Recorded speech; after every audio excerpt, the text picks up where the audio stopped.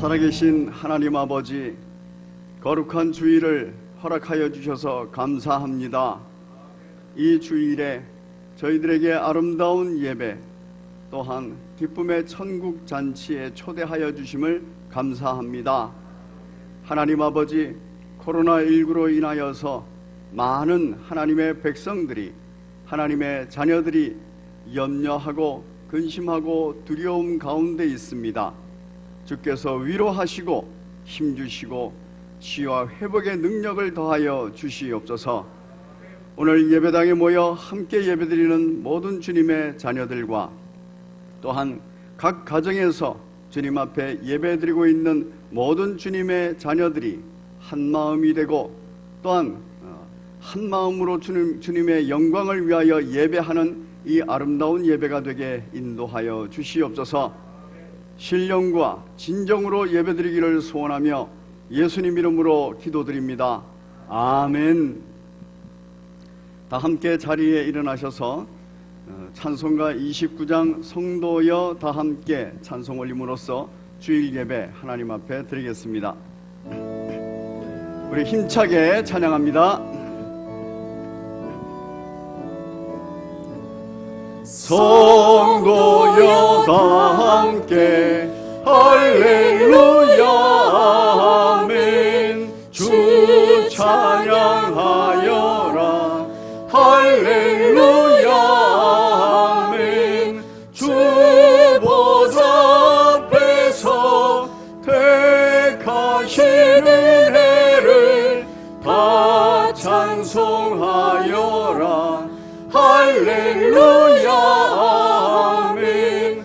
만물을 열어라 할렐루야 아멘. 온 하늘 울려라 할렐루야 아멘. 인도자 되시며 친구가 되신 주 그 사랑 끝없다 할렐루야 아멘. 주 찬양하여라 할렐루야 아멘. 찬양은 끝없다 할렐루야 아멘. 거룩한 집에서 은총 드리며 늘 찬송 부르자 할렐루야 아멘. 전능하사 천지를 만드신 하나님 아버지를 내가 믿사오며 그 외아들 우리 주 예수 그리스도를 믿사오니 이런 성령으로 잉태하사 동정녀 마리아에게 낳으시고 본디오 빌라도에게 고난을 받으사 십자가에 못 박혀 죽으시고 장사한 지 사흘 만에 죽은 자 가운데서 다시 살아나시며 하늘에 오르사 전능하신 하나님 우편에 앉아 계시다가 저리로서 산자와 죽은 자를 심판하러 오시니라. 성령을 믿사오며 거룩한 공회와 성도가 서로 교통하는 것과 죄를 사하여 주시는 것과 몸이 다시 사는 것과 영원히 사는 것을 믿사옵나이다. 아멘. 자리에 앉으셔서 찬송가 357장 주 믿는 사람 일어나 우리 함께 찬송 올리겠습니다.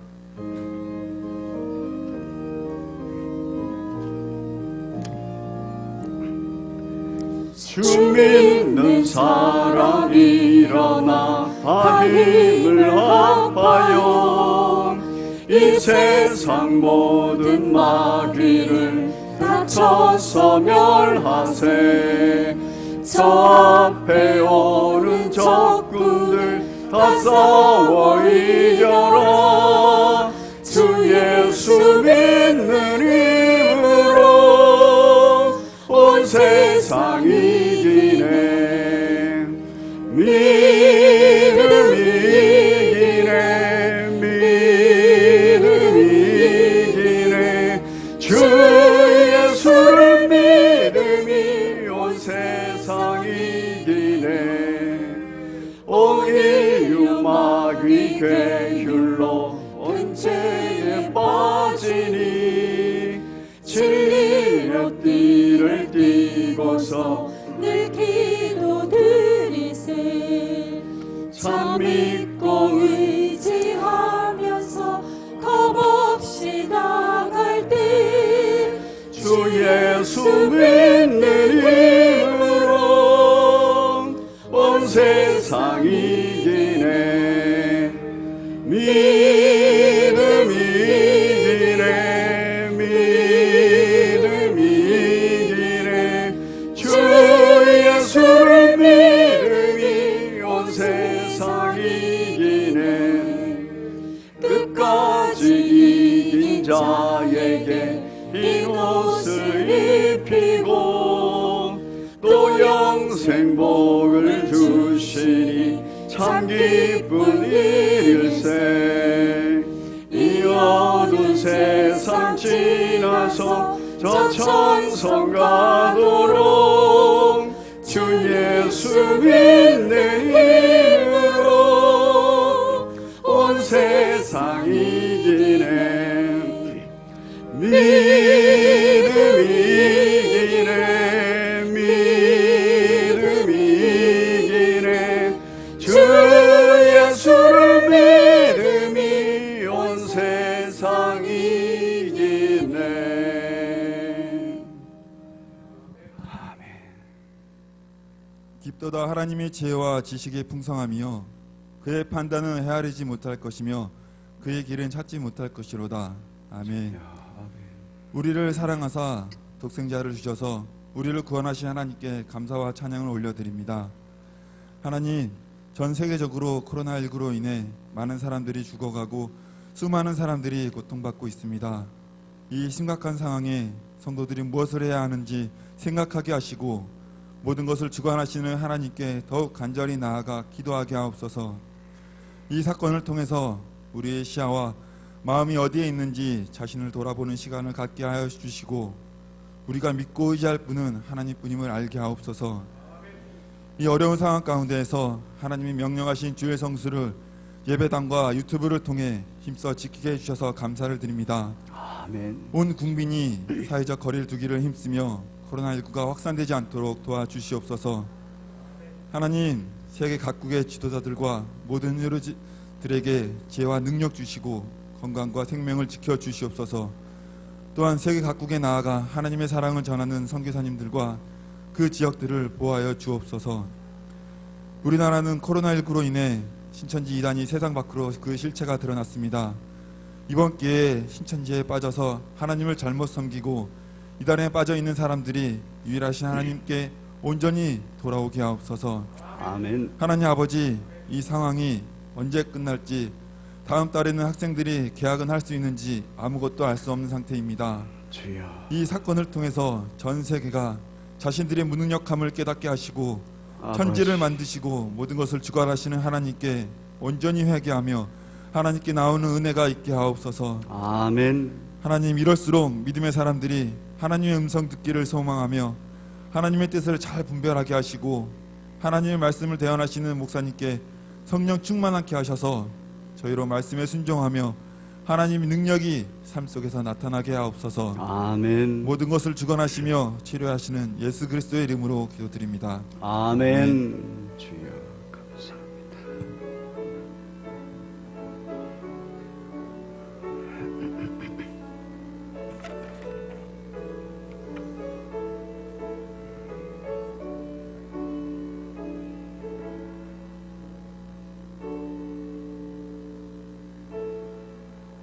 우리 교회 소식 보시면서 함께 기도 제목 나누겠습니다.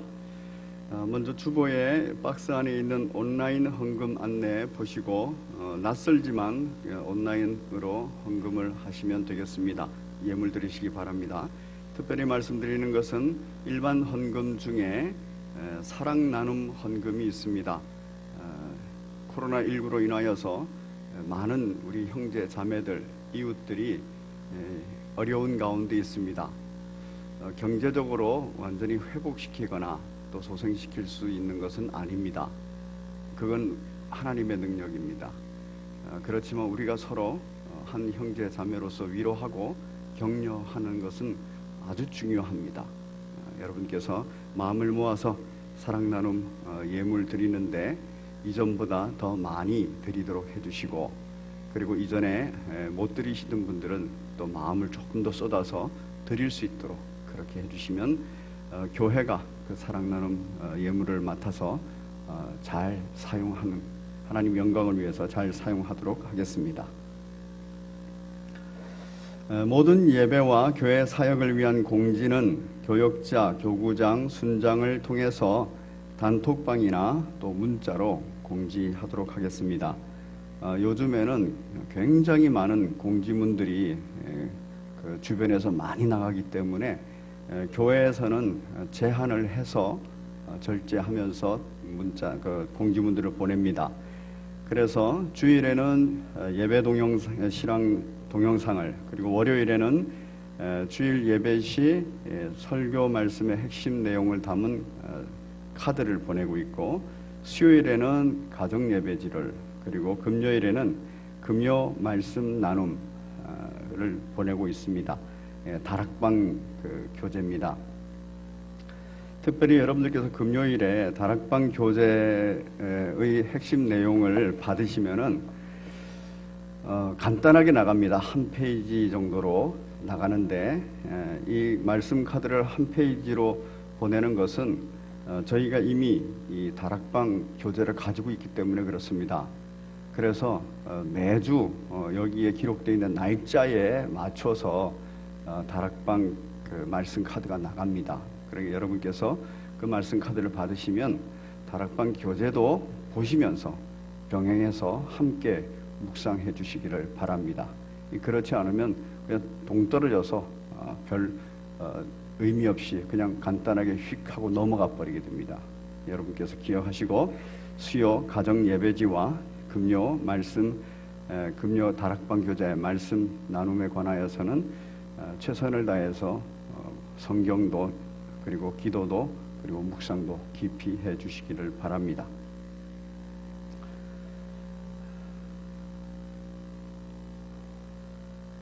고난주간 및 부활절 기념 전가족 특별 새벽기도회가 내일부터 시작되는 것으로 계획되어 있었습니다. 그런데 코로나19로 인하여서 함께 모일 수가 없습니다.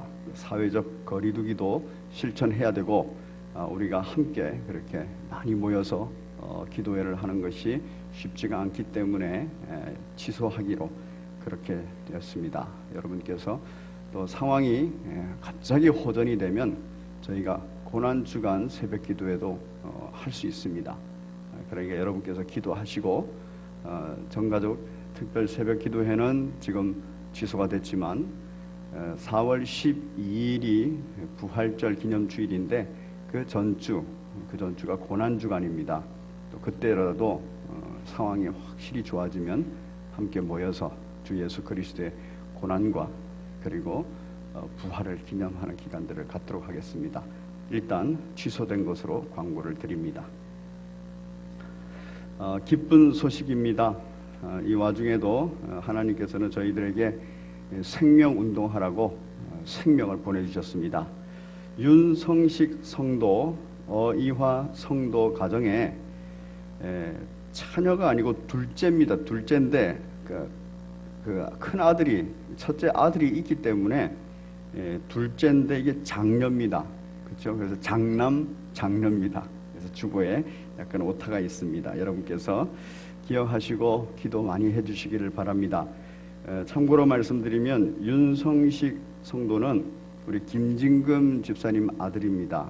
어이화 성도는 김진금 권사님 며느리고요. 그래서 여러분께서 함께 축하해 주시고 기도해 주시면 감사하겠습니다.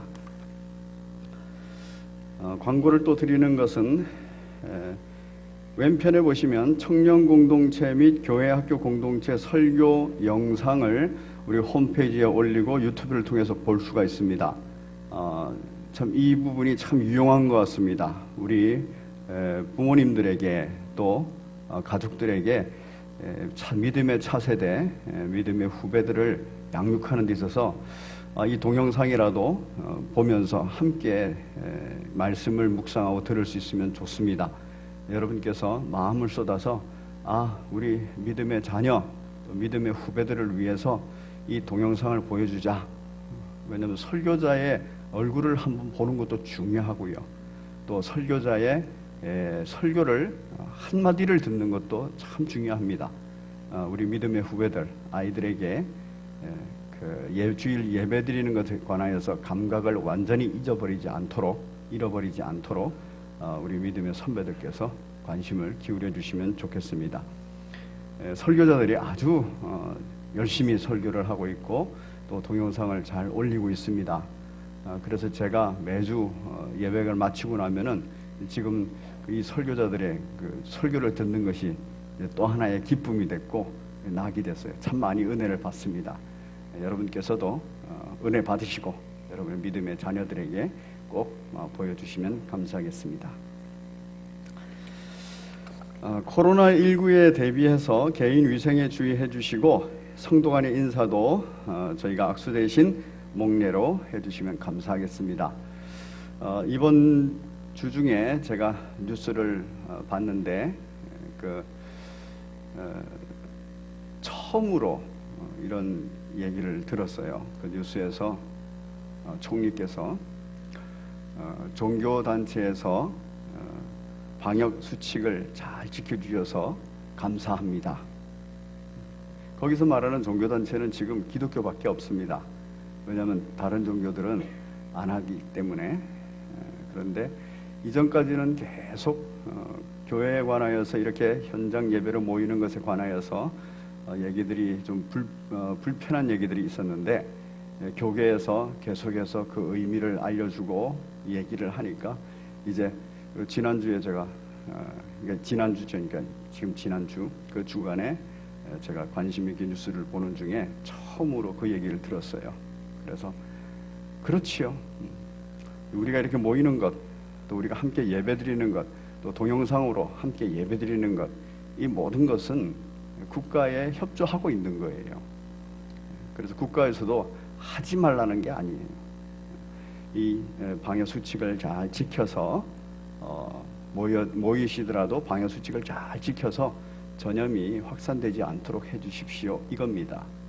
여러분께서 그렇게 아시고 여러분 스스로도 우리 교회가 또 여러분의 가정이 이 방역 수칙들을 잘 지켜나가고 있는가 점검을 해주시기 바랍니다.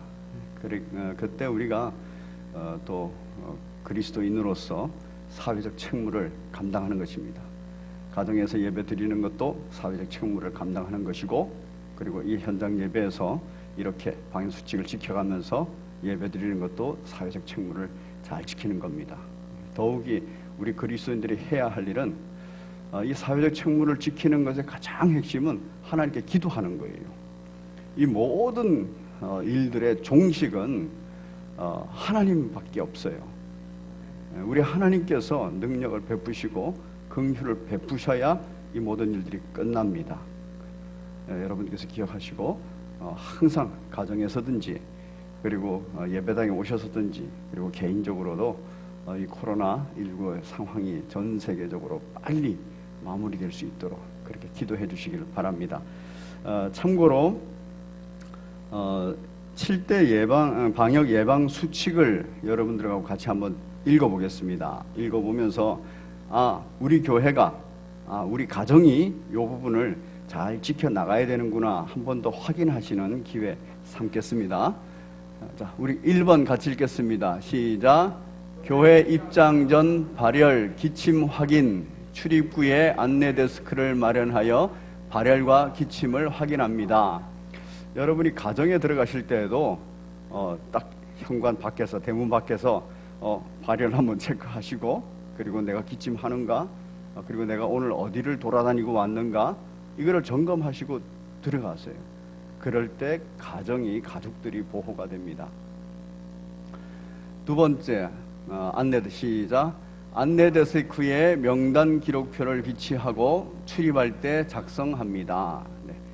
이 부분들은 항상 가족들도 누가 들어왔는지 안 들어왔는지 점검해야 돼요. 그 가장들이 점검해야 돼요. 그 특히 이제 중고등학생이나 또 청년들 둔 분들은 이 자기들이 이 겁이 없대요. 그래서 클럽도 다니고 사람 많이 모이는 데도 다닌답니다. 그러니까 이렇게 점검을 다 해주셔야 됩니다. 세 번째, 마스크 착용 안내 시작. 안내 데스크에서 마스크 미착용의 경우 마스크를 지급받고 반드시 착용하고 예배당으로 들어갑니다. 네, 이 부분도 조심하시고요. 네 번째, 손 소독제 비치 시작. 안내 데스크 및 예배당 입구, 교육관 입구에서 손 소독제로 소독 후 입장합니다. 여러분 가정에 현관 앞에 손 소독제 있는가요? 네, 이제는 지금은 좀 비치해둘 필요가 있어요. 그래서 들어올 때 손 소독제로 하고, 그리고 집에 그 욕실에 들어가서 비눗물로 깨끗이 씻고 그렇게 할 필요가 있습니다. 2m 거리 유지 시작. 라벨지가 붙어 있는 자리에 앉습니다. 그 항상 가족들하고도 너무 긴밀하게 이렇게 침이 튈 정도로 가까이 있는 것도 조금 조심하십시오. 그래도 그렇다고 해가지고 각자 방에 문 닫고 들어가는 소리는 아니고요. 격리하라는 소리는 아니고 그런 부분들이 다 조심스럽다. 여섯 번째, 예배 전후 소독 시작. 예배당 및 교회 전체 소독을 꼼꼼히 실시합니다. 가정도 깨끗이 청소를 해나가시고 소독들을 해나가시기 바랍니다. 그 소독제에 관하여서는 여러 가지 얘기가 많더라고요. 그러니까 참고하셔서 그렇게 소독 청소를 하시기 바랍니다. 식사 제공하지 말 것 시작. 식사는 제공하지 않습니다. 가정에서 식사는 제공하지 않으면 안 되죠. 식사는 제공하셔야 돼요. 맛있게 드시고 건강하셔야 됩니다. 그렇지만 또 다른 공동체 모임, 또 개인과의 만남 이런 거 할 때 이 부분을 자제하는 것이 사회적 거리두기고 또 방역에 관하여서 사회적 책임을 하는 것이다. 그렇게 생각하십시오. 자, 제가 오늘까지 요 부분들을 광고하고요. 지금 저희 교회는 요 성신교회 이행사항 요거를 교회 주변에 다 붙여놨습니다.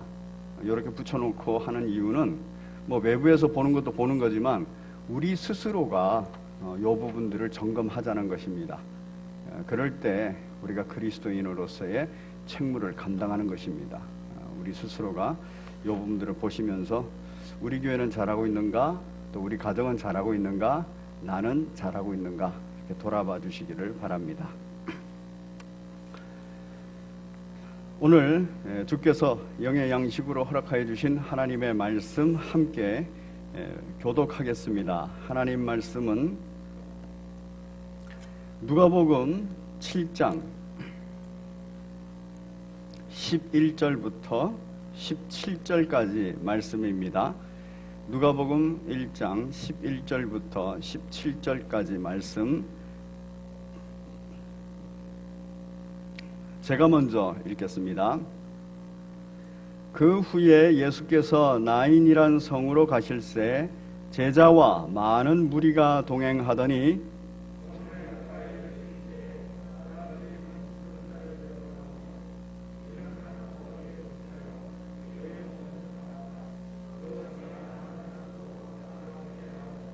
주께서 과부를 보시고 불쌍히 여기사 울지 말라 하시고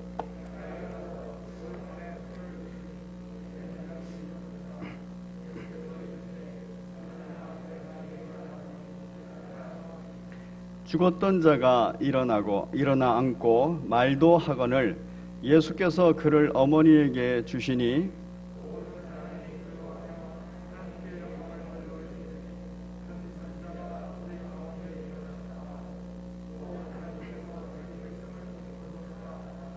(17절은) 함께 읽겠습니다. 시작. 예수께 대한 이 소문이 온 유대와 사방에 두루 퍼지니라. 아멘. 우리 제목 같이 읽겠습니다. 제목 시작. 자기 백성을 돌보시는 예수님처럼 예수님의 마음. 기도하겠습니다. 살아계신 하나님 아버지, 저희 인생을 돌아볼 때 참으로 고통스러운 존재들입니다. 또한 이 고통을 우리 주께서 다 아시고 저희들을 불쌍히 여기사 죄를 사하시며 구원하여 주셨음을 저희가 믿음으로 알고 있습니다. 하나님 아버지, 그 믿음을 통하여서 큰 능력의 삶을 살게 인도하여 주옵소서. 오늘도 말씀을 허락하여 주심을 감사합니다. 이 말씀을 통하여서 우리가 삼위일체 하나님의 마음을 알게 하시고 예수님의 특별한 마음을 알게 하시고 또 그 마음을 품고 그리스도인으로 살아갈 수 있도록 은혜를 베풀어 주시옵소서. 시종을 주께 의탁드리옵고 예수님 이름으로 기도드립니다. 아멘.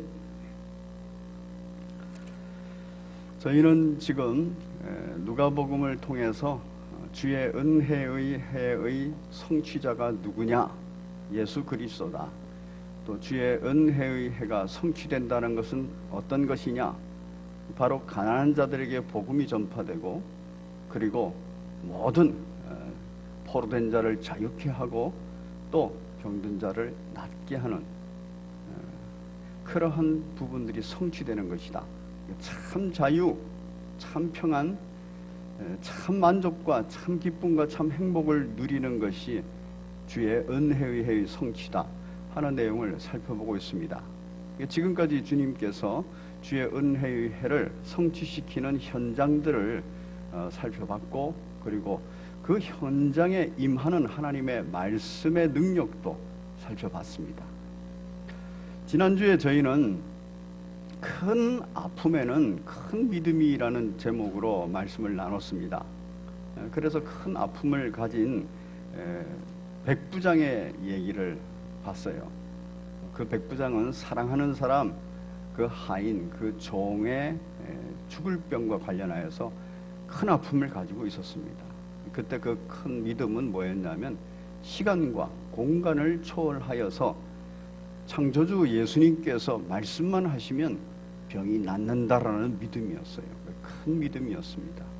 이를 통하여서 우리가 우리 주변을 위해서 기도할 때는 내가 기도하면 시간과 공간을 초월하셔서 하나님께서 응답하신다는 것을 믿는 것이 큰 믿음입니다. 이 사실을 믿고 지난주 한 주간 기도하신 줄로 믿습니다. 여러분들께서 이 사실을 믿고 기도하셔야 돼요. 외국에 있는 내 사랑하는 사람들을 위해서 또 국내에 있어도 떨어져 있는 내 사랑하는 사람을 위해서 이 모든 부분 시간과 공간을 초월해서 응답하십니다. 이 믿음을 가지고 기도해야 됩니다. 그 일은 본문에 보면 7장 1절에서 가버나움에서 있었던 일입니다. 그래서 오늘 본문은 11절에 그 후에 즉 가버나움에서 그 큰 아픔을 치유하신 예수님께서 큰 믿음에 관하여서 확인하신 후에 이런 말이에요. 그 후에 예수께서 나인이란 성으로 가실새 가버나움에서 나인이라는 동네로 옮긴 거지요. 나인이라는 곳으로 옮겼는데 가버나움에서 나인이라는 그 동네, 그 성의 거리는 당시로서는 짧은 거리는 아닙니다. 약 40km 정도 걸린답니다. 걸어서 가면은 한나절 정도 그렇게 걸리는 거예요. 그래서 예수님께서 지금 그 일을 하신 후에 나인성으로 가시는 거예요. 분명히 하나님의 뜻이 있고 하나님의 계획이 있으니까 예수님은 지금 그 멀리 가시는 겁니다. 옆 동네에도 할 일이 많으시지만 지금 그곳에 가셔서 하셔야 되는 하나님의 뜻과 계획이 있기 때문에 그걸 알고 가시는 거예요. 그때 제자와 많은 무리가 동행하더니 12제자가 당연히 동행하였을 것이고 또 많은 무리들, 기적을 체험한 많은 무리들, 또 시간과 공간을 초월하여서 하나님으로 예수님으로부터 모든 능력이 나타나는 그 현상을 본 많은 무리들, 이 사람들이 지금 예수님을 쫓아가는 거예요. 꽤 많은 사람들인 겁니다. 이 나인성은 우리가 조금 참고적으로 알아야 될 게 뭐가 있냐면은 그 다보산이라는 그 다보산이라는 그 산 언저리에 있습니다. 그런데 이 다보산이 왜 중요하냐면은 이 다보산은 마태복음 17장에 보면은 우리가 알고 있는 변화산 있지 않습니까? 변화산. 그 변화산의 다른 그 원래 이름입니다. 그러니까 지금 예수님께서는 그 나인성으로 들어가는구나. 그런데 여기에서 나인성이라는 이름이 또 참 중요하고 특이합니다. 그 나인성이라는 이름은 뜻은 뭐냐 하면은 푸른 초장이라는 뜻이에요. 그리고 아름다운 거처라는 뜻입니다. 그 나인성이라는 곳은 참 살기 좋고 그리고 사람들 살기가 그리고 사람들 보기가 사람들이 거처하기가 평안한 곳이라는 뜻입니다. 그게 나인성이에요. 예수님께서는 지금 그 나인성으로 들어가시는 겁니다. 그곳에 한 가정이 살고 있었습니다. 어떤 가정이냐 하면은 참 부부의 연을 맺고 사랑하는 가운데서 부부의 연을 맺고 그리고 행복하게 사는 가정이에요. 이 가정에 또 하나님께서 은혜를 주셔서 아들까지 하나 줬습니다. 그래서 그 아들이 태어나서 그 아들이 재롱 피우는 것을 보고 사는 거예요. 어디에서? 푸른 초장 같은 구성에서 아름다운 거처 그곳에서 그 사랑하는 부부가 하나님께서 주신 선물 아들을 키우면서 참 기쁘고 행복하게 사는 중입니다. 그런데 무슨 일인지 그 기쁨과 그 행복이 오래가지 않았습니다. 왜냐하면 사랑하는 남편이 죽은 것입니다. 아마 그 기간이 몇 년이 안 된 것 같아요. 그러니까 지금 아들 하나만 남겨놓고 둘째, 셋째 뭐 없다는 얘기예요. 첫째 아들만 하나 남겨놓고 그리고 남편이 세상을 떠나버렸기 때문에 지금 이 과부가 된 이 젊은 여인은 그 아들 하나를 키우고 사는 겁니다. 이 당시에는 여자들이 벌어먹고 살기가 참 어려울 때입니다. 어려울 때가 아니라 뭐 벌어먹을 것이 없는 때예요. 그래서 구약시대부터 항상 고아와 과부를 돕는 것. 그래서 구약시대 때에도 그 11조를 내는 데 있어서 그 3년마다 그 한 번씩의 10의 2조의 10의 1, 그러니까 그 반은 고아와 과부 그리고 나그네들을 위해서 구제로 사랑 나눔으로 모으게끔 했어요. 왜냐하면 이 과부가 자기가 생계를 유지하는 것도 어려울 뿐만 아니라 자식을 키운다는 것은 진짜 어려운 거예요. 그런데 이 나인성에 참 행복을 꿈꾸고 결혼하고 가정을 이루고 아들까지 낳았던 이 여인이 과부가 돼버렸어요. 그리고 혼자서 그 나인성 안에서 여러 도움들을 받으면서 참 힘겹고 가슴 아프게 때로는 옆에서 볼 때는 비참하게 그렇게 견디면서 삶을 견디면서 아들이 크기만을 바라면서 키운 거예요. 얼마나 사랑하는 아들이겠습니까? 이 아들이 조금 성장하면서부터는 이 아들은 남편 대신인 거예요. 이 아들은 가장 친한 친구인 거예요. 이 아들은 이제 자신의 경제적인 모든 것들을 짊어지고 갈 책임져 줄 가장인 거예요. 그렇기 때문에 얼마나 큰 의지를 하고 살았겠습니까? 그런데 참 하나님의 뜻이 하나님의 계획이 어디에 있었는지 이 여인에게는 불행이 또 겹칩니다. 그 아들이 청년이라고 지금 되어 있으니까 약 20세 전후가 됐겠죠. 이제 경제적인 능력이 조금 생겼을 때예요. 그래서 가정이 조금 마음의 평안을 가지고 기운을 좀 필 수 있을 때인데 이 아들도 죽어버린 거예요. 이 여인의 마음이 어떻겠습니까? 우리 사자성어 중에서 설상가상이라는 말이 있습니다. 눈이 왔는데 그 눈 위에 서리가 껴버리는 거예요. 서리 상자를 서리. 그래가지고 이게 딱딱할 뿐만 아니라 굉장히 미끄러운 겁니다. 설상가상이라는 말이에요. 이거를 풀어서 쓰면 우리가 흔히 쓰는 말 중에 엎친데 덮친다 이런 말을 쓰죠. 그렇죠? 그런데 참 놀랍게도 불행이라는 것, 고난과 환난이라는 것, 이거는 희한하게 엎친데 덮치게 나타나더라고요. 예를 들어서 건강을 잃어버렸다 이러면 바로 따라오는 거는 경제적인 어려움이 따라와 버려요. 경제적인 어려움을 딱 겪게 됐다 그럼 바로 따라오는 것이 건강상 문제예요. 그 전까지는 멀쩡하던 사람도 경제적으로 어려워서 조금 기간이 지나면은 없던 병도 막 생겨납니다. 육체의 병뿐만 아니라 마음의 병도 생겨나 버려요.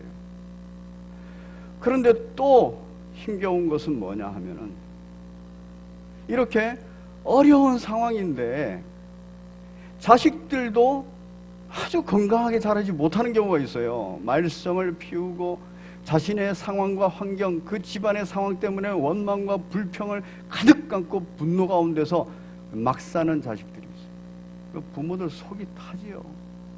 그런데 이런 어려운 가운데서 자식들 중에서 병이 들어버리는 경우들이 있어요. 원인도 모르고 치유도 안 되는 그 병.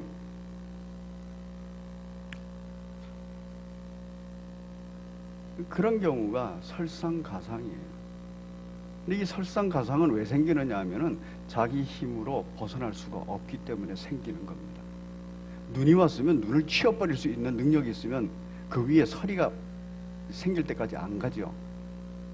그런데 눈이 왔는데 눈을 치울 능력이 없어요. 그래서 가만히 어쩔 수 없이 있으니까 거기에 또 서리가 껴버리는 거예요. 그리고 나면은 더더욱 감당이 안 되는 겁니다.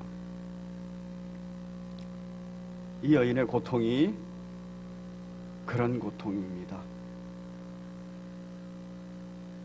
행복한 가정에 대한 꿈을 꾸고 하나님 영광을 위해서 가정을 작은 천국으로 만들겠다라고 생각했던 여인이었을 겁니다. 그리고 그 복이 주어지는 것 같았어요. 그런데 첫 번째 눈이 내려버렸어요. 그 첫 번째 눈을 어쩔 수 없는 거예요. 남편이 죽는 것과 관련해서 자기가 어떻게 할 수가 없는 거예요. 그걸 견디면서 버티고 있는데 두 번째 서리까지 내려버렸어요. 이제는 정말 소망이 없습니다. 어찌 살아가야 될까? 그리고 당연히 하나님이 원망스럽겠지요. 유대인이니까. 당연히 자기 인생이 얼마나 원망스럽고 고통스럽겠습니까?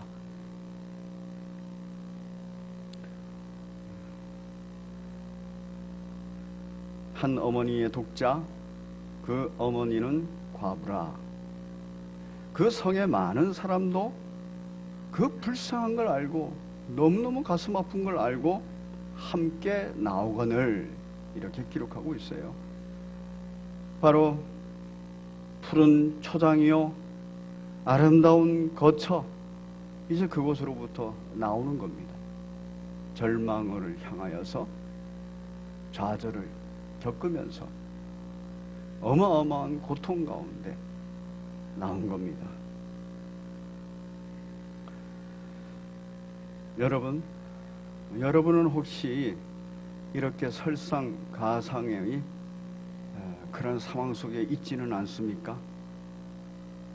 담임 목사로 목회를 하면 우리 교우들의 소식을 거의 듣습니다.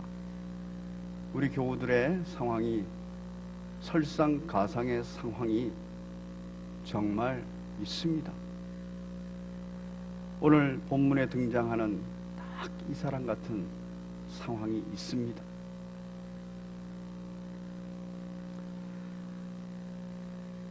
아마 우리 교구장님이나 우리 순장님들은 아실 거예요. 그러면은 어떤 마음이 생기십니까?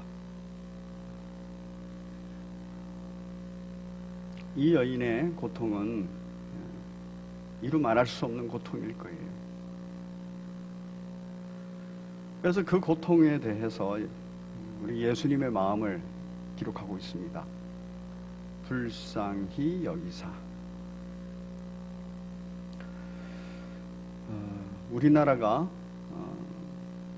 그 G20 또 G12 여기에 이렇게 들어가 있으면서 우리나라에도 이제 방송을 통해서 기아대책본부 또 이런 단체에서 광고를 합니다. 우리나라에도 그런 기관들이 많이 생겼어요. 저희 교회도 컴패션이라는 기관과 관련하여서 저희가 돕고 있습니다. 저도 2명의 아이를 지금 계속 돕고 있습니다. 연락이 와요. 그러면은 그 2명의 아이가 누군지 어떤 상황이 있는지 이렇게 보고가 오면 제가 그걸 읽으면서 참 다행이다. 그런데 어떤 때에는 무슨 생각이 드냐면 내가 겨우 몇만 원 보내는 것으로서 지금 내 이 일을 다 했다고 생각이 드는가? 그럴 때가 있어요. 그럼 얘를 데리고 오고 싶다 이 생각이 들 때가 있어요. 그런데 또 데리고 오기에는 참 쉽지 않은 문제들이 많은 겁니다. 그 마음이 아파요. 그래서 이들의 무슨 생일입니다, 무슨 날입니다 이러면 이제 또 연락이 오면 조금 더 보내고 뭐 이렇게 해요. 그 정도밖에 안 돼요. 해결이 안 됩니다. 그 아이들의 가난을 해결할 수가 없어요. 그 컴패션에서도 해결할 수 없어요. 저도 해결할 수 없어요. 그냥 작은 동정심으로 그 정도 하는 거예요. 근데 마음에 무겁고 아픈 건 그대로 남습니다. 그런데 제가 요즘에 더 힘들어하는 게 있어요. 뭐냐면은 방송이 나오는데 어린아이가 이전에는 이제 기아 때문에 깡마른 아이와 그다음 배가 뻘겋한 아이들 이런 아이들이 얼굴이 나왔어요. 가슴 아프죠. 요즘에는 어떤 방송을 제가 봤느냐 하면은 물이에요, 물. 그 어머니가 아이들을 데리고 물을 뜨러 옵니다. 그런데 그 물이 무슨 물이냐면은 마라의 쓴물 같은 거예요. 그 상한 물인 거예요. 그런데 이 어머니와 아이들이 그 물을 이렇게 떠서 넣습니다. 통에. 그러면서 멘트가 뭐라고 나오냐면 이 물이 상한 물이라서 이 물을 먹으면 우리 아이가 아프다는 것을 알고 있으면서도 이 엄마는 이 물을 먹일 수밖에 없습니다. 왜냐하면 그 물을 안 먹으면 죽으니까, 바로 죽으니까. 제가 얼마나 가슴이 아픈지 모르겠어요. 그 이전에는 그 한 마을에 우물 그 선물하기 그 운동이 있었어요. 그런 운동 같은 거예요. 지금 물이 그렇게 썩어서 상한 물을 먹고 살아야 되는 그 어린아이가 있는 거예요. 방송을 통해서는 그런 감성을 터치하면서 우리들의 행동을 유발시키는 부분이 있지요. 그러나 없는 사실을 가지고 하는 건 아닙니다. 아픕니다. 그런데 제가 그런 방송을 보거나 그런 장면이 나오면 더 이상 보지를 못하겠어요. 그래서 이렇게 채널을 돌리거나 또는 제가 다른 일을 하러 나가버리거나 이럽니다. 그거는 제 감정이 건드려져서 아프기 때문에 그래요. 왜 감정이 건드려져서 아픈가요? 해결해 줄 수 없기 때문에 그래요. 저한테는 해결할 수 있는 능력이 없어서 그래요. 할 수 있는 일이 최선이 후원금을 보내거나 또는 전화 버튼을 눌러가지고 한번 보내거나 이러는 거예요. 해결할 수 있는 능력이 없으니까 그냥 아픈 거예요. 그런데 그 아픔이 어느 정도밖에 안 되냐 하면은 후원금 조금 보내는 거, 그리고 견딜 수 없으니까 채널을 돌리는 거, 자꾸 볼 수가 없으니까 관심을 딴 데로 돌리는 거, 그 정도인 거예요. 그런데 이 여인의 고통에 관하여서 우리 예수님은 어떤 마음을 품고 계시느냐? 본문에서 13절에 불쌍히 여기사 이렇게 말합니다.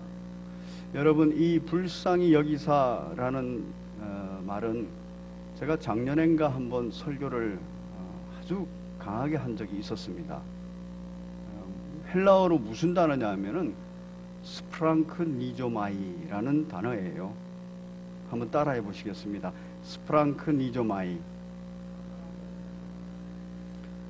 이 스프랑크 니조마이는 뭐냐 하면은 그냥 감성의 터치가 돼서 감상적으로 아프다, 눈물이 난다, 힘들다 이런 게 아니에요. 그게 아니라 이 가슴뿐만 아니고 어디까지? 창자까지 내려가 버려요. 그래서 창자가 뒤틀리는 고통, 창자가 찢어지는 고통, 그 고통스럽게 느껴지는 불쌍함이라는 거예요. 이 불쌍함, 예수님께서 그 과부를 보시고 느끼는 불쌍한 감정은 예수님이 너무너무 아프다는 거예요. 창자가 뒤틀리고 창자가 끊어지는 그 아픔으로 불쌍히 여기는 거예요. 그 정도의 아픔인 겁니다. 제가 조금 전에 말씀드린 그 말씀은 그 정도까지는 아픈 것 같지 않아요. 제가 묵상해 보니까 그냥 가슴이 터치되고 있는, 감성이 터치되고 있는 정도예요. 그래서 하고 한숨 나오는 정도. 그런데 내가 정말 창자가 뒤틀리는 것 같은 고통, 그리고 내가 정말 이 부분에 관해서 불쌍히 여겨서 어떤 행동을 하지 않으면은 안 될 정도로 이 창자가 끊어지는 것 같은 고통, 이 고통을 느끼면은 제가 감히 채널을 돌리거나 제가 버튼 띠띠띠 누르는 거, 제가 몇만 원 보내는 거, 제가 관심을 딴 데로 돌리거나 이렇게 할 수가 없겠죠. 그렇죠? 아마 그 정도 고통이면은 뭐 있는 재산을 다 팔아가지고 그냥 보내야 되지 않겠습니까? 지금 여기에서 말하는 불쌍히 여기는 이 예수님의 마음은 뭐냐 하면은 죽기까지 불쌍히 여기는 거예요. 그래서 예수님은 죽으셨단 말이에요.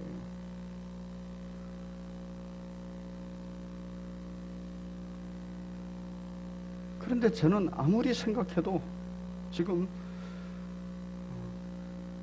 죽기까지 아프거나 또는 내가 이들을 위해서 죽어야 되겠다 이런 생각이 안 드는 거예요. 참 안타깝고 가슴 아픈 얘기입니다. 죄송하지만 이 마음은 우리 교우들의 불쌍한 상황을 보고도 비슷하더라고요. 우리 순장님, 교구장님들 한번 생각해 보세요. 내가 알고 있는 우리 교구의, 우리 다락방의 교우들의 이 불쌍한 상황, 꼭 과부와, 여기에 나오는 과부와 같지 않아도 이 개인이 당하는 불행과 설상가상의 어려움, 이거는 굉장히 고통스러운 거거든요. 그 개인은. 왜냐하면 그 자기 고통은 자기가 아프잖아요.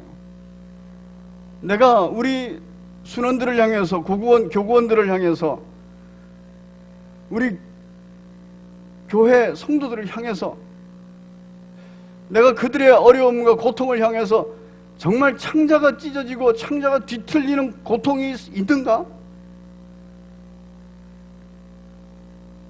묵상해야 됩니다. 묵상해야 됩니다. 제게 있는 것은 그 정도가 아니더라고요. 그냥 컴패션에 후원금 보내고, 그리고 어려운 상황이 어려운 감성이 무뎌져서 자꾸 채널을 돌리고 관심을 딴 데다 두려고 하는 그 정도밖에 안 돼요. 있는 재산 다 팔아서 돕겠다, 내 목숨을 걸고 가겠다, 이 생각이 깊이 안 들더라고요. 그래서 제가 참 무거운 마음으로 기도하고 눈물 흘리면서 기도했어요. 주님, 어떻게 해야 됩니까? 저는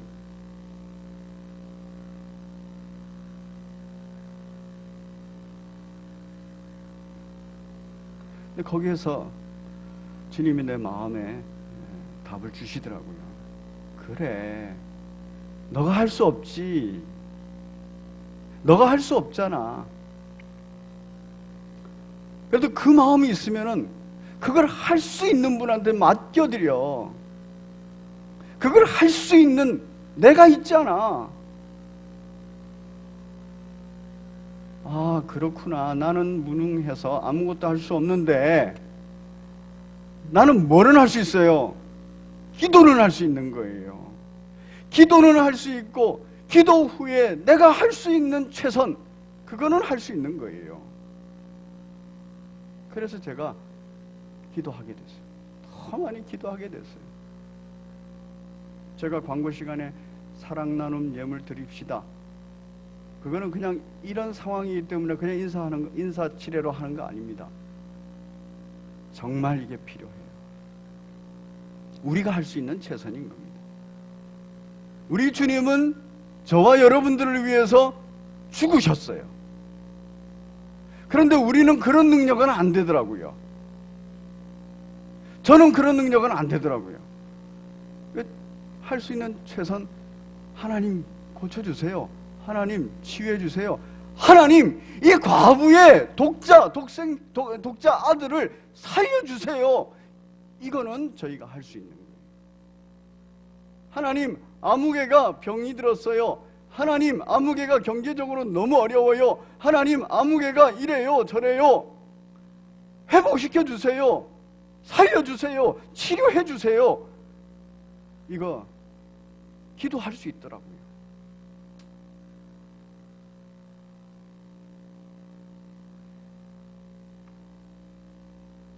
개인을 생각하면 불쌍하지 않은 사람이 어디 있습니까? 제가 저를 봐도 저 참 불쌍하더라고요. 우리 모두가 우리 자신에게 매몰되면은 다 자기가 불쌍해요. 자기가 제일 불쌍해요. 저 사람은 좀 나은 것 같고, 저 사람은 아무 걱정 없는 것 같고, 그렇지 않습니다. 우리 인생이 불쌍한 존재예요. 나의 불쌍함을 우리 주님께서 알고 계시고, 내 형제 자매들의 불쌍함을 우리 주님께서 알고 계세요. 그래서 나를 불쌍한 가운데서 구원해달라고 기도하는 것도 우리의 권리예요. 내 사랑하는 이웃을 위해서 불쌍히 여기면서 기도하는 것도 내 권리입니다. 내 사랑의 방식이에요. 불쌍히 여기는 마음, 내 속에 창자가 뒤틀리고 창자가 끊어지는 그런 마음은 생기지 않는다 해도 지금 우리는 알아야 되는 거예요. 아, 우리 예수님은 창자가 뒤틀리고 창자가 끊어지는 마음 가졌어. 나도 그 마음 가지면 좋겠어. 기도해야 되는 거예요.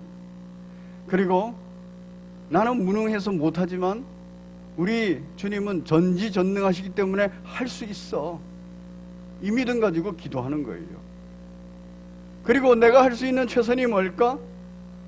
그 최선을 향해서 한 걸음 가는 겁니다. 불쌍히 여기는 마음입니다. 오늘 성경 몇 곳만 읽고 마치겠습니다. 이 마음이 어디에서 똑같이 성경에서 표현됐는가? 우리 마태복음 같이 보겠습니다.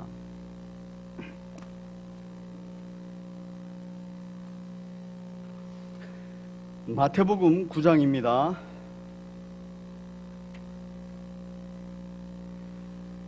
9장 36절 같이 읽겠습니다. 시작. 무리를 보시고 불쌍히 여기시니 이는 그들이 목자 없는 양과 같이 고생하며 기진함이라. 여기에서 불쌍히 여기시니라는 단어가 스프랑크 니조마입니다.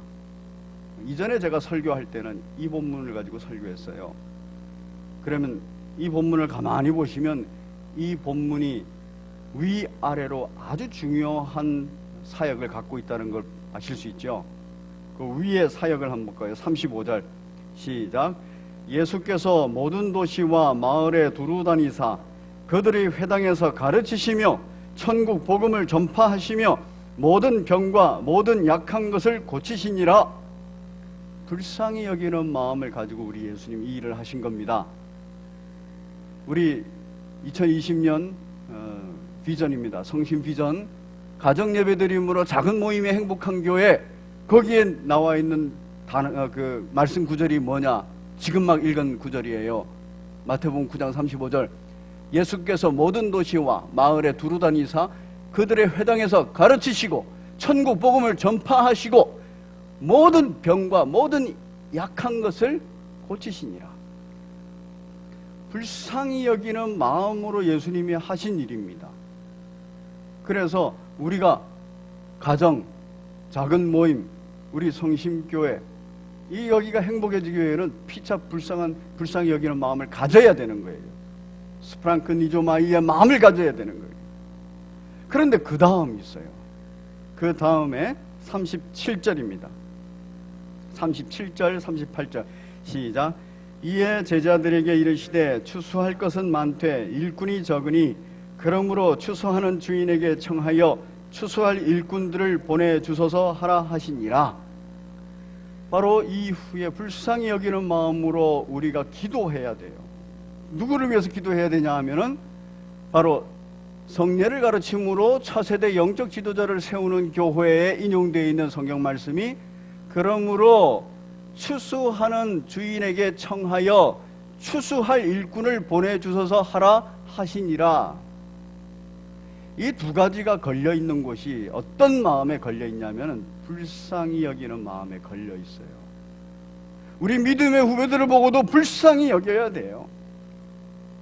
그냥 감성을 터치하는 감상적인 정도가 아니고 내 창자가 뒤틀리고 창자가 끊어지는 고통, 이 고통으로 말미암아 이 불쌍히 여기는 마음이 그 정도의 고통을 가져올 정도의 불쌍히 여기는 마음이 있어야 지켜낼 수가 있습니다.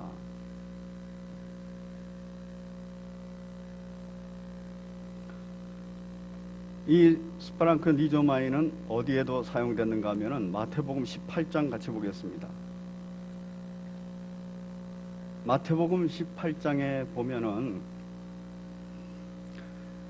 용서에 대한 본문이에요. 그래서 23절을 보면은 그러므로 천국은 그 종들과 결산하려 할 때 어떤 임금과 같으니 결산할 때에 10,000달란트 빚진 자 한 사람을 데려오라 그랬어요. 10,000달란트 빚진 자 데려오매 갚을 것이 없는지라 주인이 명하여 그 몸과 아내와 자식들의 모든 소유를 다 팔아 갚게 하라 하니 그 종이 엎드려 절하며 이르되 내게 참으소서 다 갚으리이다 하거늘. 그 종의 주인이 불쌍히 여겨 놓아 보내며 그 빚을 탕감하여 주었더니 돼 있어요. 10,000달란트는 자기 힘으로는 해결할 수 없는 빚인 겁니다. 이거를 해결할 수 있는 최선 근처도 못 가지만 집안의 모든 재산뿐만 아니라 모든 가족도 다 팔아야 되는 상황이에요. 경제적으로 굉장히 어려운 겁니다. 그거를 불쌍히 여겨요. 여기에서 스프랑크 니조마이라는 단어가 사용됩니다. 그때 이 주인이 그 마음을 품는 거, 너무너무 힘들겠구나. 주인의 마음이 고통스러운 거예요. 그래서 어떻게 할 수밖에 없어요? 탕감해 줄 수밖에 없는 거예요. 그 고통을 주인이 견디지를 못하는 거예요. 불쌍히 여기는 그 고통을 탕감을 해줬어요. 그런데 이 만달란트 탕감받은 사람이 나와가지고 100데나리온 빚진 사람에게 돈을 받겠다고 못 갚으니까 감옥에 가둬버렸다는 거예요. 그래서 주인이 부릅니다. 32절 33절 시작.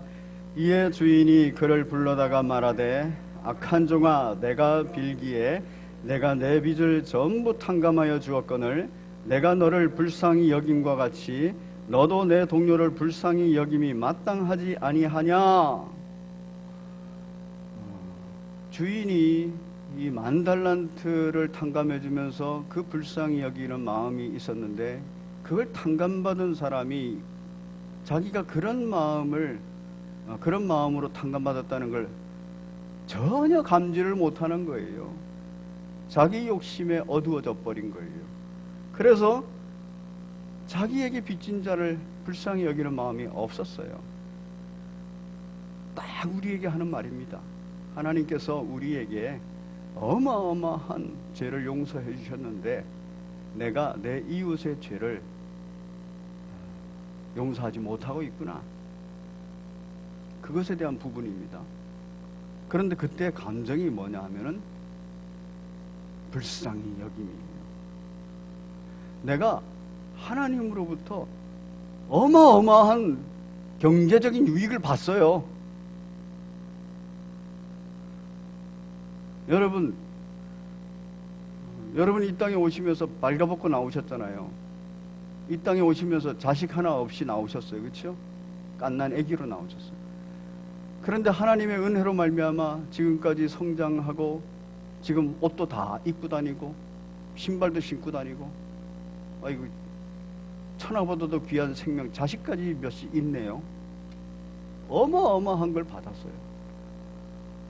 그런데 내 이웃의 가난, 내 이웃의 불행, 내 이웃의 고통을 감지하지 못한다면은 이 어마어마한 복을 받고도 전혀 하지 않는 일입니다.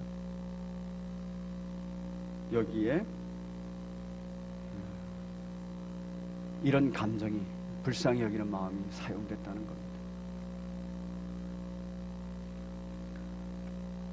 한 군데만 더 찾아보겠습니다. 굉장히 유명한 본문이에요. 누가복음 15장입니다. 누가복음 15장 11절부터 보면은 또 이르시되 어떤 사람에게 두 아들이 있는데, 두 아들, 우리가 흔히 알고 있는 돌아온 탕자 얘기입니다.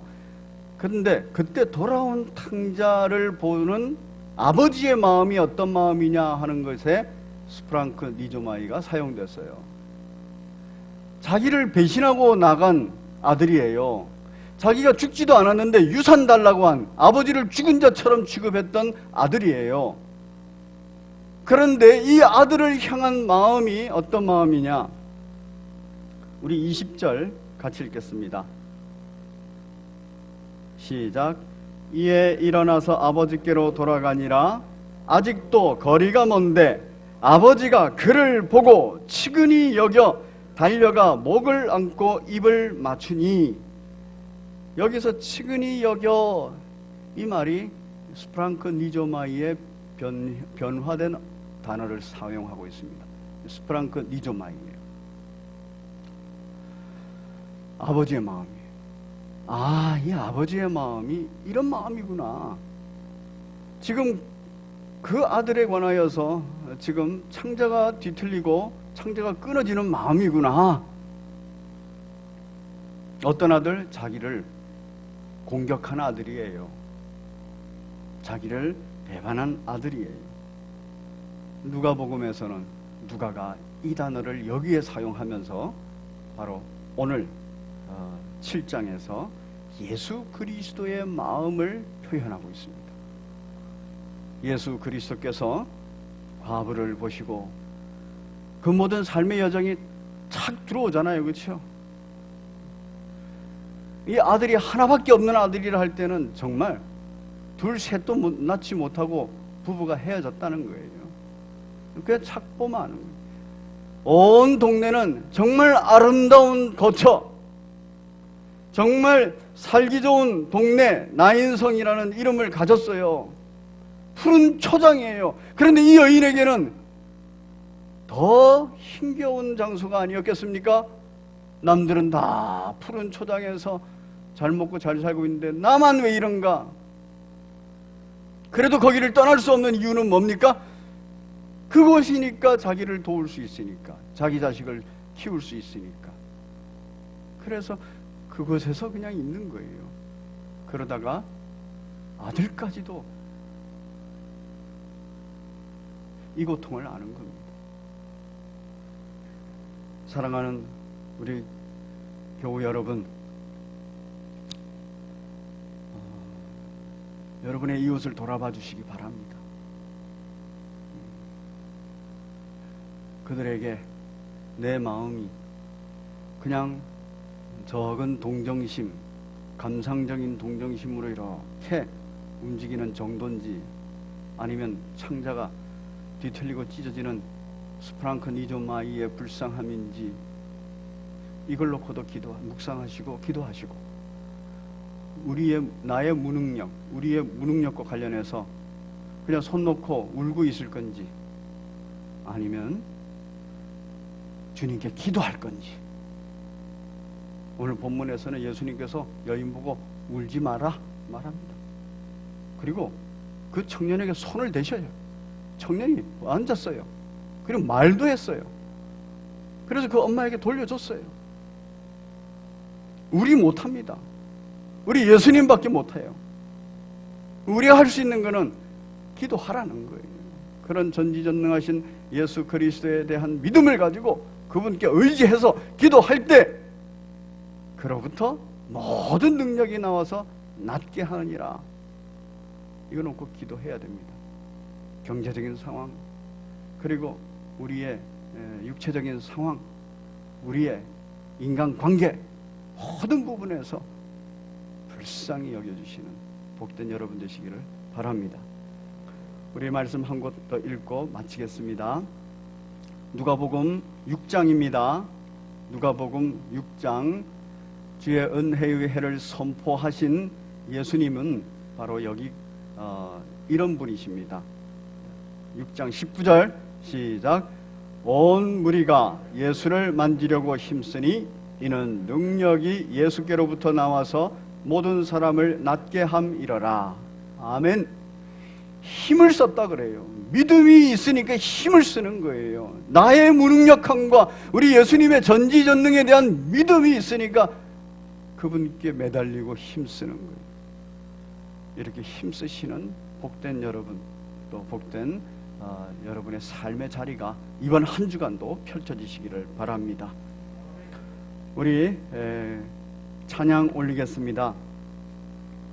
523장 어두운 죄악길에서 함께 찬송 올리겠습니다. 찬송 올리시면서 준비하신 예물 함께 드리겠습니다.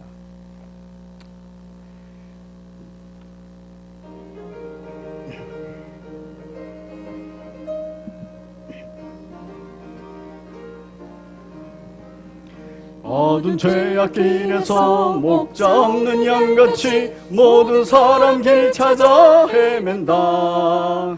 자비하신 하나님 독생자를 보내사 너를 지금 부르니 나오라. 이때라 이때라 주의 능을 받을 때가 이때라. 지금 주께 나와 겸손하게 아뢰라. 구원함을 얻으리. 험한 십자가 위에 달려 돌아가신 주 다시 살아나셨네. 기쁘다. 죄인 구원하실 때 어서 주께 나와 크신 은혜 구하라. 이때라 주의 긍휼 받을 때가 이때라. 지금 주께 나와 겸손하게 아뢰라. 구원함을 얻으리 주의 귀한 말씀에 영원 생명 있나니 주님 너를 용서해 주신다 주가 부르실 때에 힘과 정성 다하여 주의 은혜 받으라 이때라 주의 긍휼 받을 때가 이때라 지금 주께 나와 겸손하게 아뢰라 구원함을 얻으리 세월 빨리 흐르고 세상 친구 가는데 너의 영혼 오늘 밤 떠나도 주의 영원하시는 천국에서 영원히 주와 함께 살리라 이때라 주의 긍휼 받을 때가 이때라 지금 주께 나와 겸손하게 아뢰라 구원함을 얻으리 살아계신 하나님 아버지 우리 주 예수 그리스도의 마음을 품게 하여 주시옵소서. 나인성 과부의 그 삶을 돌아보시며 스프랑크니조마이 불쌍히 여기는 그 심정을 가지시고 또한 그에게 울지 말라 하시고 죽은 아들을 살려내시고 또 돌려보내신 것을 감사합니다. 저희들에게는 그런 능력이 없습니다. 그 능력이 있는 우리 주님께 의지하고 믿음으로 구할 뿐입니다. 기도할 수 있는 은혜와 능력을 더하여 주시옵소서.